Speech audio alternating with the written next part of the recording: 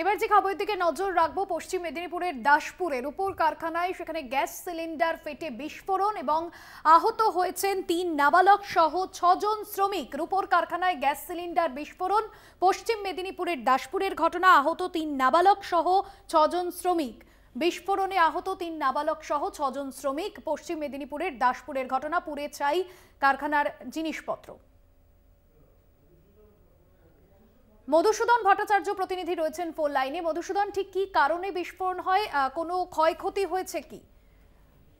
দেখো ভাস্বতী, একেবারে কিন্তু গতকাল দাসপুরের যে নানুয়াবোদা এলাকা, সেখানে কিন্তু যে তামা এবং রূপোর গহনা তৈরির যে কারখানা, সেখানে কিন্তু যে গ্যাস সিলিন্ডার, সেই গ্যাস সিলিন্ডার বাস্ট করে, আর সেখানে কিন্তু গুরুতর ভাবে জখম হয়েছে ৬ জন। তার মধ্যে কিন্তু ৩ জন নাবালক, যেটুকু জানতে পারা যাচ্ছে। ওই চাংচুম যে হেমরম রসকুন্ডুতে বাড়ি, আবির সর্দার ১৭ বছর বয়স, গড়বেতাতে বাড়ি, এবং সুমন নায়েক ১৩ বছর ১৫, তিনি তার বাড়ি হচ্ছে গোয়ালতরে।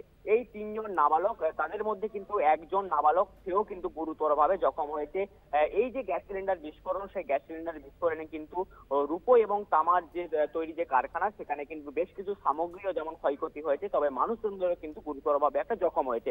পুলিশ তাদেরকে উদ্ধার করে ঘাটাল সুপার স্পেশালিটি হাসপাতালে নিয়ে আসে। বর্তমানে সেখানে কিন্তু চিকিৎসাধীন রয়েছে ওই সমস্ত শ্রমিকেরা। বাসতী, একেবারে ধন্যবাদ জানাবো মধুসূদন। রূপোর কারখানায় গ্যাস সিলিন্ডার বিস্ফোরণে আহত হয়েছেন ৩ নাবালক সহ ৬ জন শ্রমিক। পশ্চিম মেদিনীপুরের দাসপুরের ঘটনা।